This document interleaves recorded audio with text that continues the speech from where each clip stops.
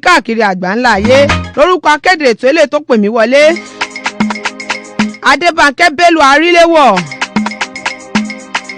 Victor Ozochena òun la mójú ẹ̀rọ ilé tó wà lápá àti bí láàárọ̀ tèní Florence Ọmọbọ́lájí Akíntọ́lá mama sports olóòtú ètò gbẹ̀gẹ́dẹ́ gbiná Adérónkẹ́ Adéṣọlá lórúkọ mi olórí sport olórí ìròyìn eré ìdárayá òkè lẹ́ni lọ́jọ́ ìṣẹ́gun àṣẹ́gun kú àṣẹ́gun àrùn àlàáfíà àtàkùn tí ṣe bálẹ̀ tọrọ kó mọ̀ bá gbogbo wa gbé.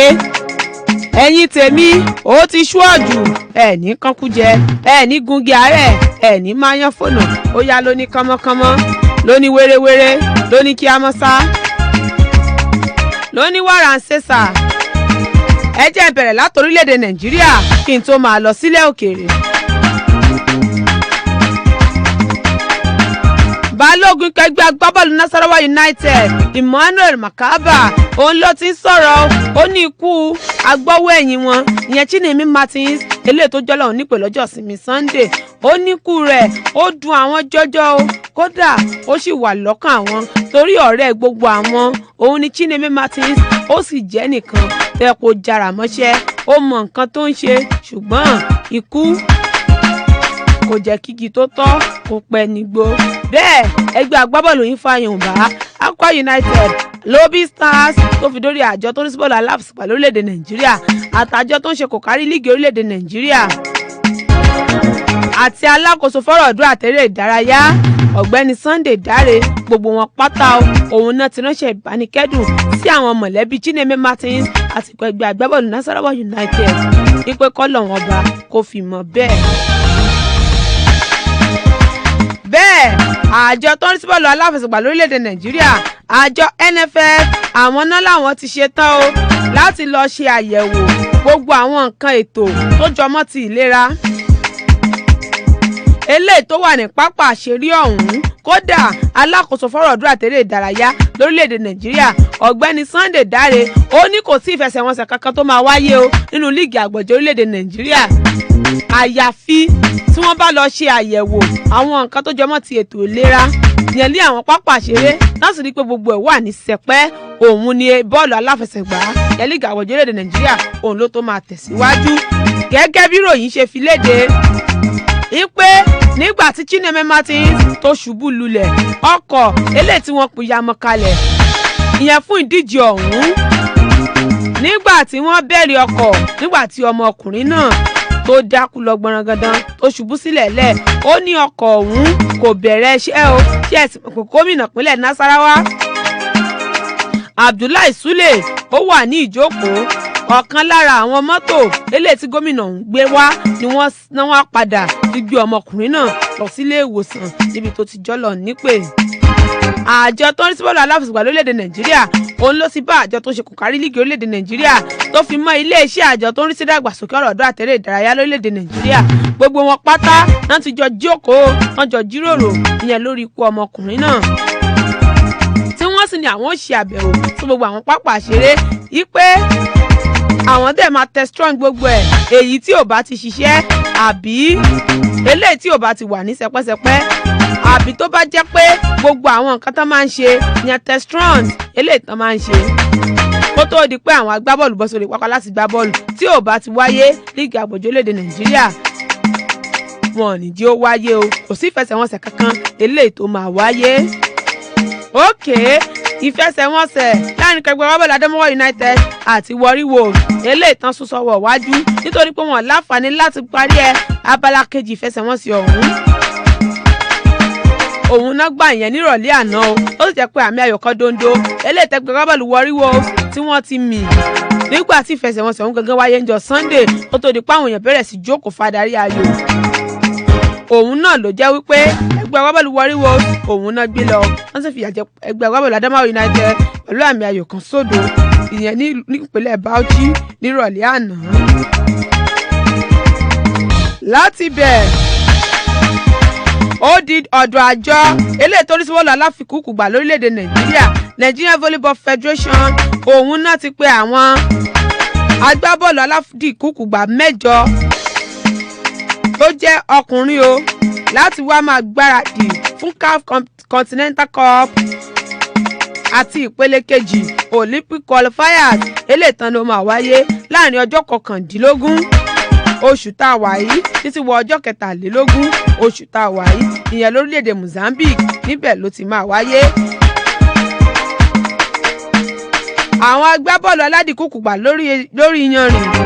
lára àwọn èyí tí wọ́n pè láti rí Hilary Simon, Andre Sunday, Godwin Shekarau, Ọbáyọ̀mí Ògúnṣínà, Emenike Ejike, Peter Ibrahim, Abdulrasheed Ahmed àti Babalọlá Hussein. àwọn olùkọ́ni wọn oní Káyọ̀dé Ajílóore àti Ìwérìmọ̀ John ìyẹn amúgbálẹ́gbẹ̀ẹ́ olùkọ́ni lẹ́yìn tó jẹ́ pé gbogbo àwọn agbábọ́ọ̀lù aládìkúkùgbà ọ̀hún àti olùkọ́ni wọn gbogbo wọn gbọ́dọ̀ dé o ìyẹn sí bùbá àgbàràdì lónìí ọjọ́ Ìṣẹ́gun ọjọ́ 10 oṣù kẹta lọ́dún tá a wà yìí ìyẹn ní pápá àṣírí Ahmadu Bello tó wà ní ìpínlẹ̀ Kaduna orílẹ̀-èdè Nàìjíríà. ọ̀hún náà wà ní ìsọ̀rí àkọ́kọ́ nínú Olympic qualifier ọ̀hún pẹ̀lú orílẹ̀-èdè Mozambique, Tunisia, Zambia àti Congo Brazzaville. olórílẹ̀-èdè Nàìjíríà wà ní ìsọ̀rí àkọ́kọ́ pẹ̀lú wọn. Okay.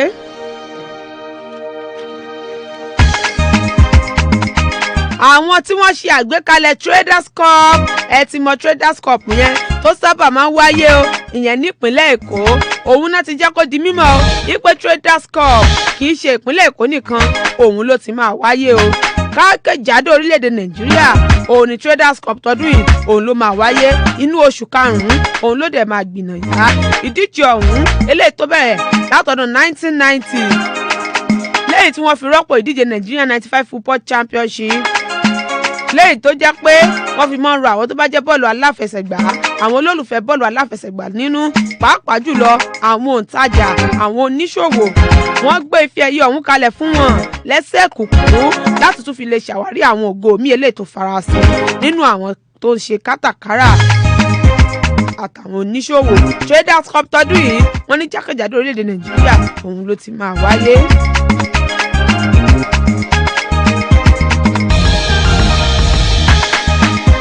bẹ́ẹ̀ olùkọ́ni ẹgbẹ́ agbábọ́ọ̀lù Enyimba Fatai Ọ̀ṣọ́ òun ló ti sọ̀rọ̀ lórí ìfìdírẹmi ikọ̀ ẹgbẹ́ agbábọ́ọ̀lù Enyimba ní ìpele kẹta sí àṣekágbá ìdíje CAF Champions League ìyẹn ní Conakry lórílẹ̀‐èdè Guinea nígbà tán kojú ẹgbẹ́ agbábọ́ọ̀lù Oroya níbi tó ti fi ìyà jẹ wọ́n pẹ̀lú àmì ayò 2-0 ìyẹn ní ìgbésẹ̀ kejì tó jẹ́ pé ní ìgbésẹ̀ àkọ́kọ́ àmì ayò kọ̀ọ̀kan òun náà gbà ìyẹn nílùú Àbá. Fatai Ọ̀ṣọ́ ẹni tí ṣe olùkọ́ni ẹgbẹ́ agbábọ́ọ̀lù Enyimba ó jẹ́ kó di mímọ̀ ó ní ìdójútì lágbà ló jẹ́ fún àwọn o nítorí pé kíni àfojúsùn àwọn ni láti gba ife ẹ̀yẹ CAF Confederations Cup ṣùgbọ́n tí ò padà wá sí ìmúṣẹ ó láwọn gbìyànjú o ṣùgbọ́n ó dùn wọ́n jọjọ. ṣùgbọ́n ó dùn àwọn o nípa àwọn ò lè tẹ̀síwájú nínú ìdíje náà wọ́n ní ní báyìí àwọn ti wá ṣetán o láti fi gbogbo ọkàn wọn àti gbogbo agbára wọn láti fi gbá líìgì àgbọ̀jẹ̀ orílẹ̀-èdè Nàìjíríà. ẹgbẹ́ agbábọ́ọ̀lù Enyimba ipò kẹjọ òun náà wà o lórí àkàbà líìgì àgbọ̀jẹ̀ orílẹ̀-èdè Nàìjíríà pẹ̀lú 30 àmì nínú ìfẹsẹ̀wọnsẹ̀ 18. bẹ́ẹ̀ ẹgbẹ́ agbábọ́ọ̀lù Enyimba owó pitimu òun ló ti wà ńlẹ̀ fún wọn o bí wọ́n ṣe jádànù ní ìdíje CAF Confederations Cup ìyẹn ní ìpele kẹta sí àṣekágbá 350,000 ẹgbẹ́ agbábọ́ọ̀lù Enyimba òun náà máa gbà o. ṣé ẹ mọ̀ pé ní oṣù kọkànlá ọdún 2016 òun ni àjọ tó ń rí sí bọ́ọ̀lù aláfẹsẹ̀gbá nílẹ̀ adúláwọ̀ ìyẹn àjọ CAF òun náà ti jẹ́ kó di mímọ̀ o ipa àwọn ti gbé ìgbéléwọ̀n tuntun jáde àwọn ti gbé ìwé owó tuntun jáde eléyìí tí wọ́n fi mọ̀ sanwó fún àwọn tó bá kópa nínú ìdíje bọ́ọ̀lù aláfẹsẹ̀gbá tó jẹmọ́ tilẹ̀ adúláwọ̀ lọ́lọ́kan òjọ̀kan. lẹ́yìn tó jẹ́ pé owó òun náà mọ̀ lò látọdún 2017 ọdún 2020 nínú àgbékalẹ̀ tuntun ọ̀hún láti ní ẹni tó bá gba ìdíje AFCON ìyẹn ìdíje fẹ̀yẹlẹ̀ adúláwọ̀ yóò gba $4 million ẹni tó bá gba ìdíje CAF Champions League yóò gba $2.5 million ẹni tó bá gba ìdíje CAF Confederations Cup yóò gba $1.25 million òun lòun máa gbà ẹni tó bá ṣe ipò kejì nínú ìdíje CAF Confederations Cup £625,000 $625,000 òun ló máa gbà. Ẹni tó bá wá kógojá ìyẹn sí ìpele tó kángun sí àṣekágbá ìyẹn semi-final $450,000 òun làwọn máa gbà. ṣé ẹ sì mọ̀ pé ẹni tó bá wá kógojá o tó bá dé ìpele kẹta sí àṣekágbá bíi tẹgbẹ́ agbábọ́ọ̀lù Enyimba $350,000 òun náà máa gbà. ẹni tó bá ṣe ipò kẹta tó ṣe ipò kẹrin tó fi mọ́ ẹni tó bá ṣe ipò kẹta àti ipò kẹrin ní sọ̀rí tó fi mẹ́gbẹ́ agbábọ́ọ̀lù Enugu Rangers eléyìí táwọn náà já ìyẹn ní ìpele ìsọ̀rí $275,000 òun làwọn máa gbà. ẹgbẹ́ agbábọ́ọ̀lù Enyimba $350,000 òun ló ti wà nílẹ̀ fún wọn báyìí bí wọ́n ṣe já dànù ní ìpele kẹta tó kọ́gùn sí àṣekágbá nínú ìdíje CAF Confederation Cup. láti bẹ̀ ó dilẹ̀ òkèèrè nínú líìgì ilẹ̀ Gẹ̀ẹ́sì lánàá ẹgbẹ́ agbábọ́ọ̀lù Leicester City àmì ayò 4-0 òun náà fi fìyà jẹ Aston Villa ibi tí Jamie Vardy ó tún fi mi àwọn méjì. nínú ìdíje Italia Serie A Sassuolo omi Brescia ẹ̀rẹ̀lẹ́gbiná láàrin wọn àmì ayò 3-0 ni. alẹ́ ní gangan ni ìdíje UEFA Champions League ó tún máa gbìnàyà àmọ́ kí n tó mú yẹn wá sí ti gbọ̀yìn ẹ̀dẹ̀ ń jójú ọjà torí mi ò lọ́rùn gbèsè ẹ kú kalẹ̀.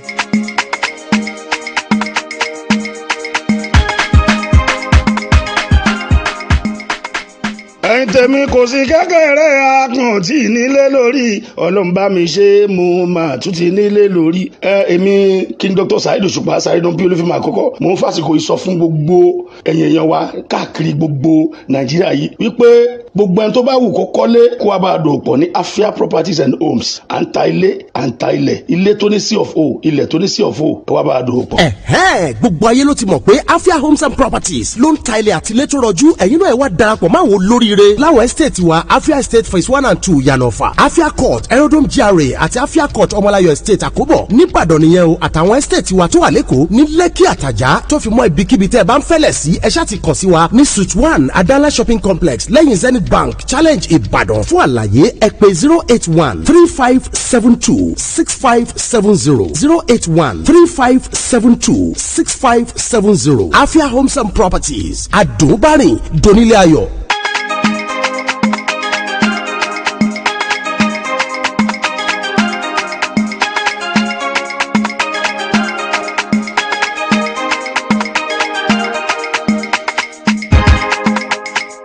káàbọ̀ padà látọjú ọjà ìkànnì pensioners 106.7 FM tá a lé téńté ta kalẹ̀ ságbárígbó lónírèké Ìbàdàn níbẹ̀ náà lẹ́sìn wá tẹ̀sí ń gbẹ́tò gbẹ̀gẹ́dẹ́ gbiná. ẹ láǹfààní láti darapọ̀ mọ́ wa ìyẹn níkànnì ìbánidọ́rẹ̀ẹ́ olójúwé wa pensioners FM 106.7 Olúfẹ́mi Olúbọ̀dé àrọ́wọ̀ yín Gàfárù Adéwálé àrọ́wọ̀ tìyín náà ìyẹn lápá abẹ̀yẹn àtàwọn tó kù. ìdíje UEFA Champions League ìyẹn lálẹ́ tèní ní dédé aago 9 RB Leipzig yóò mọ gbàlejò Tottenham Hotspur. ẹ gbọ́ ṣé o ṣe Mourinho ṣó lè lọ ṣe kinní yẹn fún wọn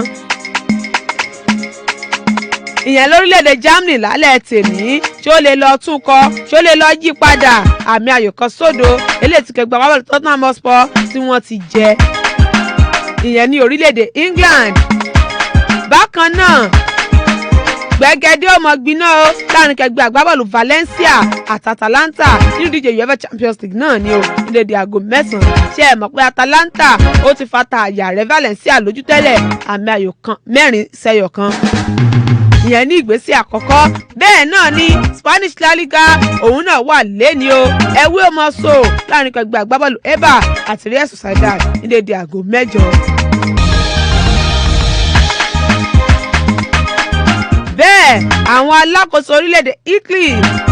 ó jẹ́ ìgbìmọ̀ tó ń rí sí gbogbo eré ìdárayá ní orílẹ̀-èdè náà òun náà ti jẹ́ kó di mímọ̀ o pé gbogbo eré ìdárayá òun náà ti fi gígùn látàsìkò yìí o títí di ọjọ́ 3 oṣù kẹrin nínú ọdún tá a wà yìí nítorí ìtànkálẹ̀ kòkòrò àrùn kòrónà. àdúpẹ́ ó padà tọwọ́ bọ̀wé àdéhùn pẹ̀lú ẹgbẹ́ agbábọ́ọ̀lù Manchester City ó fi àdéhùn rẹ̀ lójú sí o Tate Chong òun ni mò ń sọ ó ti fi àdéhùn rẹ̀ lójú ó ti fẹ́ lójú nínú ẹgbẹ́ agbábọ́ọ̀lù Manchester United lọ́dún 2022 pẹ̀lú wípé yóò tún padà mọ́ fi àdéhùn ọ̀hún lójú sí ìyẹn lọ́jọ́ iwájú yóò sì mọ gbowó tó tó £30,000 ìyẹn ní ọ̀sẹ̀ọ̀sẹ̀. Kevin De Bruyne agbáwọ̀ àárín fi ẹgbẹ́ agbábọ́ọ̀lù Manchester City òun ló ṣeé ṣe ó wà lórí pápá nígbà tó bá ń kojú ẹgbẹ́ agbábọ́ọ̀lù Arsenal ìyẹn lọ́la. bẹ́ẹ̀ Leroy Sané náà òun náà ti ṣetán o láti padà sórí pápá lókè ẹgbẹ́ agbábọ́ọ̀lù Manchester City. Ẹgbẹ́ agbábọ́ọ̀lù Chelsea òun ló jẹ́ pé ìfẹsẹ̀wọnsẹ̀ wọn láàrin àwọn àti Bayern Munich behind closed door òun náà ti máa gbà nítorí ìtànkálẹ̀ kòkòrò àrùn corona. Ẹgbẹ́ agbábọ́ọ̀lù Liverpool òun náà ti pa gbogbo ìrìn àjò wọn o ìyẹn lọ sí agbọn ti Asia lọ́dún tá a wà yìí wọ́n ti gba gbogbo ẹ̀ tí ó tán nílẹ̀ Europe ó làwọn sì máa wà ó nítorí ìtànkálẹ̀ kòkòrò àrùn corona. Òkè agbọ́wọ́ iwájú tẹ́lẹ̀ fún ikọ̀ àgbọ̀jọ́ orílẹ̀-èdè Nàìjíríà Tijani Babangida òun ló ti jẹ́ kó di mímọ̀ ìpè olùkọ́ni àgbọ̀jọ́ orílẹ̀-èdè Nàìjíríà ìyẹn Kenneth Rowe ó ní láti ṣàtúnṣe sí àwọn agbábọ́ọ̀lù eléyìí tí ó pé láti kojú orílẹ̀-èdè Sierra Leone. Ó nítorí òun ò nífẹ̀ẹ́ sí àwọn agbábọ́ọ̀lù tó pé ẹni kí nìdí ó ní lára àwọn agbábọ́ọ̀lù tó ń kópa ní líìgì àgbọ̀jọ́ orílẹ̀-èdè Nàìjíríà agbábọ́ọ̀lù kan dondo òun ló pè ìyẹn aṣọ́lé fúnkẹ́ agbábọ́ọ̀lù Ackland Owerri Ikechukwu Ezenwa gẹ́gẹ́ bí Babangida ṣe sọ ó ní kò sí ìyàlẹ́nu kankan fóun lórí àwọn agbábọ́ọ̀lù eléyìí tó pè lẹ́yìn Kelechi Iheanacho eléyìí tó tún padà tún pè léyìí tó yẹ pé kò pè níbi ìfẹsẹ̀wọnsẹ̀ méjì àbí mẹ́ta tí ikọ̀ àgbọ̀jẹ́ Super Eagles tán ti gbá sẹ́yìn. Ó ní ṣùgbọ́n ìṣòro kan ilé tóun ní pẹ̀nigẹ̀lẹ̀ trọ̀ ni pé kò nígbàgbọ́ nínú líìgì àgbọ̀jọ́ orílẹ̀-èdè Nàìjíríà ebi tí ó tẹ̀ wá nígbàgbọ́ nínú àwọn agbábọ́ọ̀lù ilé tó wà nù wọn. Ó nítorí eléyìí ó yẹ kó fúnra yẹ̀ láyé láti lọ́ọ́ máa ó kúkú wo ìdíje CHAN bẹ́ẹ̀ kó máa wo àwọn ìfẹsẹ̀wọnsẹ̀ eléyìí tó bá jọmọ́ continental matches ìyẹn lẹ́kùnjẹkùn tilẹ̀ adúláwọ̀ eléyìí tí àwọn tó bá ń ṣojú líìgì orílẹ̀-èdè Nàìjíríà tó bá wà nínú ìdíje náà kò bá jẹ́ àkàálẹ̀ ni kò bá sì jẹ́ pé yóò lọ wò pápá àṣeré ni. Ó ní ṣùgbọ́n torí pé kò nígbàgbọ́ yẹn nínú àwọn tó ń kópa nínú líìgì àgbọ̀jọ́ orílẹ̀-èdè Nàìjíríà torí ẹ̀ òun ni ò jẹ́ kó pè wọ́n ó nílé tí ò sì yẹ kó rí bẹ́ẹ̀. Ó ní ìdí èyí ni àjọ tó ní sí bọ́ọ̀lù aláfẹsẹ̀gbá lórílẹ̀-èdè Nàìjíríà ìyẹn àjọ NFF ni wọ́n ṣe sọ fún un wípé kó máa gbé lórílẹ̀-èdè Nàìjíríà ìyẹn nínú àdéhùn tuntun eléyìí tí wọ́n fẹ́ kó tọwọ́ bọ̀ wípé kó máa gbé lórílẹ̀‐èdè Nàìjíríà kó lè bá a rí bí líìgì orílẹ̀‐èdè Nàìjíríà bó ṣe wà sí yóò rí àwọn agbábọ́ọ̀lù eléyìí tó dáa tó sì yanrantí tó lè máa ṣàmúlò wọn. Ó ní ó nílò láti máa lo àwọn agbábọ́ọ̀lù eléyìí tó ń kópa nínú líìgì àgbọ̀jọ́ orílẹ̀‐èdè Nàìjíríà Tijani Babangida òun ló sọ bẹ́ẹ̀ fún Kenneth Rowe. UFC middleweight title holder Israel Adesanya òun ló ti ń jẹ́ kó di mímọ̀ ó ní kò sí pa ń bẹ̀rù alátakò kankan mọ́ kódà kò tiẹ̀ sí bọ̀wọ̀ fúnni kankan mọ́ láti ọ̀dọ̀ òun sí Yoel Romero lẹ́yìn ìgbà tó fìyà jẹ Yoel Romero bó tiẹ̀ jẹ́ pé unanimous decision ni. Adesanya ní òun ò tiẹ̀ lè bọ̀wọ̀ fún mọ́ pẹ̀lú gbogbo bó ṣe ló le tó tí ò sẹ́ni tó fẹ́ bàjà òun lòun náà ó ń sọ̀rọ̀ yìí lẹ́yìn ìgbà tí Yoel Romero ó ní Israel Adesanya kò jẹ́ kí ìjà eléyìí táwọn méjèèjì jà kò tiẹ̀ jẹ́ ó dùn rárá ó kàn ń sá káàkiri nínú ríngì ni ṣùgbọ́n Israel Adesanya ó lóun nífẹ̀ẹ́ láti máa jà òun èsì jàjà tí ó dùn ó ní tó bá yẹ pé òun bẹ̀rù ẹ̀ ní àbóhùn máa ń jàjà eléyìí tí ó dùn tí gbogbo kàn sí ó lóun ò ní pé Yoel Romero àwọn jọ kojú ara wọn. Ó ní gbogbo èèyàn òun ló ń bẹ̀rù Yoel Romero ṣùgbọ́n òun wò pé kí lẹ̀ ń bẹ̀rù lára eléyìí ó ní lọ́gán tóun sì mú lòun fìyà jẹ tóun sì fẹ̀yìn ẹ̀ jọlẹ̀ kí Yoel Romero ó ní ó lọ wábì kan jókòó sí ni kó lọ jókòó sẹ́gbẹ́ kan ìjà tòun ó máa ń dùn òun sì nífẹ̀ẹ́ sí bóun ṣe ń jà. Láti bẹ̀ agbọ́wọ́ wájú túkẹ́gbẹ́ agbábọ́ọ̀lù Leicester City Jamie Vardy òun ló sọ pé òun ti ṣí ọkọ̀ òun sílẹ̀ ààyè sì ti sílẹ̀ fún òun láti padà ìyẹn ìyẹn sínú ikọ̀ àgbọ̀jẹ̀ orílẹ̀-èdè England fún ìdíje Europe 2020 lẹ́yìn ìgbà tó fẹ̀yìntì ó fún orílẹ̀-èdè England lẹ́yìn ìgbà tán dé láti inú ìdíje fẹ̀yẹ àgbáyé lọ́dún 2018 agbọ́wọ́ iwájú fún ẹgbẹ́ agbábọ́ọ̀lù RB Leipzig Timo Werner òun ló jẹ́ pé kò tí ì mọ́dó tí ó dàn lásì o kò sí tí ìmọ̀gbésẹ̀ eléyìí tó kàn bí ikọ̀ ẹgbẹ́ agbábọ́ọ̀lù Liverpool Man City àti Manchester United bó ṣe ń gborí wá wọ́n fẹ́ gbé ọmọkùnrin náà agbáwọ̀ wájú fún ikọ̀ ẹgbẹ́ agbábọ́ọ̀lù Manchester United Anthony Martial òun ló ti jẹ́ kó di mímọ̀ ó ní àfojúsùn òun lọ́wọ́ báyìí òun ni pé kí ikọ̀ àgbọ̀jẹ̀ orílẹ̀-èdè France kí wọ́n pe òun wá kópa fún wọn nínú ìdíje Europe 2020 ní ó ní ṣùgbọ́n òun mọ̀ pé lè yóò ṣeé ṣe lẹ́yìn ìgbà tí ikọ̀ agbábọ́ọ̀lù Manchester United tán bá kógò já ní sáà yìí láti lọ kópa nínú ìdíje UEFA Champions League agbọ́wọ́ àárín ikọ̀ ẹgbẹ́ agbábọ́ọ̀lù Borussia Dortmund Emre Can òun ló ti jẹ́ kó di mímọ̀ ìpè àwọn ẹgbẹ́ agbábọ́ọ̀lù mẹ́ta nínú líìgì ilẹ̀ Gẹ̀ẹ́sì òun náà fẹ́ gbé òun kódà ẹ̀kọ́ agbábọ́ọ̀lù Manchester United ó wà nù wọn àmọ́ nítorí ìfọkànsìn eléyìí tóun ní fíkọ̀ ẹgbẹ́ agbábọ́ọ̀lù òun tẹ́lẹ̀ ní ẹ̀kọ́ ẹgbẹ́ agbábọ́ọ̀lù Liverpool ó ní ó jẹ́ kóun lọ darapọ̀ mọ́ wọn Jordan Henderson ìyẹn balógun ẹgbẹ́ agbábọ́ọ̀lù Liverpool òun ló ti ṣetán láti gbáradì pẹ̀lú àwọn akẹgbẹ́ rẹ̀ nínú ẹgbẹ́ agbábọ́ọ̀lù ọ̀hún kó lè kéde padàbọ̀ rẹ̀ pé mo dé Atletico Madrid mo ti dé lọ́la òde yìí ó sì ní wọ́n mọ̀ kojú ẹgbẹ́ agbábọ́ọ̀lù Atletico Madrid nínú ìdíje UEFA Champions League. Igbákejì alága nínú ẹgbẹ́ agbábọ́ọ̀lù Manchester United Ed Woodward òun ló ti jẹ́ kó di mímọ̀ ó ní alága ẹgbẹ́ agbábọ́ọ̀lù Tottenham Hotspur Daniel Levy òun fẹ́ bá sọ̀rọ̀ pọ̀ káwọn jọ bójú wò ó nítorí pé òun Ed Woodward ó wu òun láti gbé Harry Kane ní agbọ́wọ́ wájú wọn àti pápá ìṣeré Old Trafford ẹgbẹ́ agbábọ́ọ̀lù Arsenal òun náà ti ń bójú wo àti tún agbọ́wọ́ wájú kẹgbẹ́ agbábọ́ọ̀lù PSV Eindhoven láti tún agbọ́wọ́ wájú wọn Doyle Malen láti tún gbé pẹ̀lú owó tó tó £48 million bí wọ́n ṣe ń wẹ̀ tí wọ́n fi rọ́pò agbọ́wọ́ wájú wọn Pierre-Emerick Aubameyang tó bá finú kẹgbẹ́ agbábọ́ọ̀lù ọ̀hún sílẹ̀ Olivier Giroud òun ló ti jẹ́ kó di mímọ̀ ó ní ó wu òun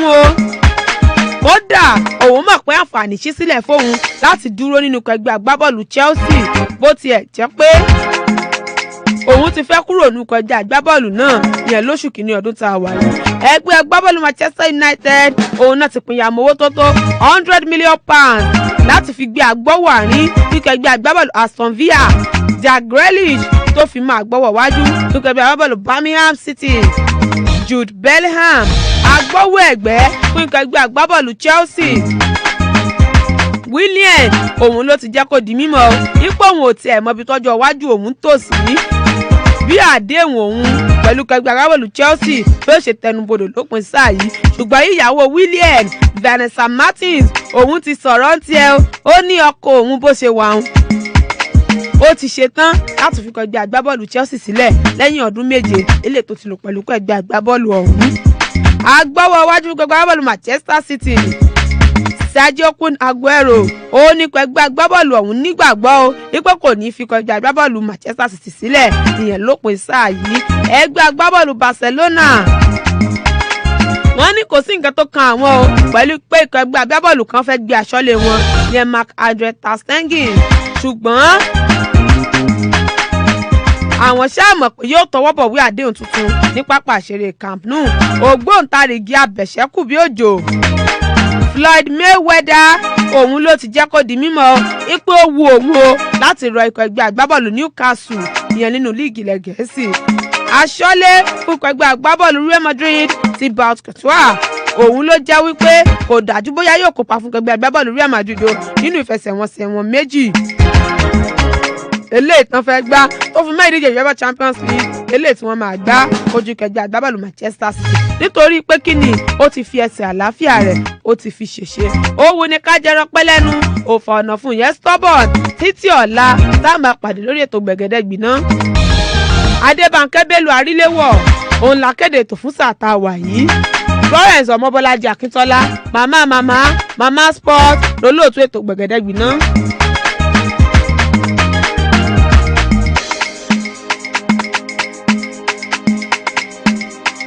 dẹ̀ dúpẹ́ o lọ́wọ́ gbogbo ẹ̀yin tẹ̀ darapọ̀ mọ́ wa yẹn ní ìkànnì ìbánidọ́rẹ̀ẹ́ Facebook wa ọ̀kan làwọn Isaac Ẹniọlá AZ Frosh Guy Fatọ́lá Ọláṣílẹ̀ Yusuf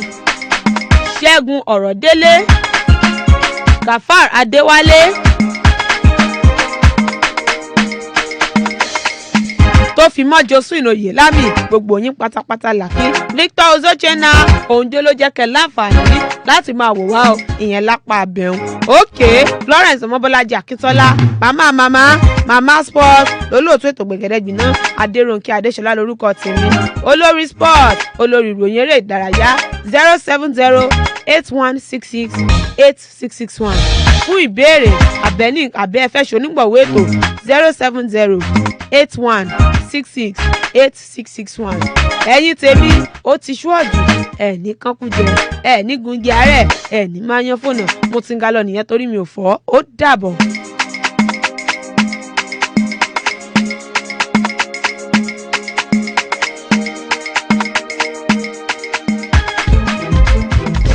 Looking for that radio station that will serve you better.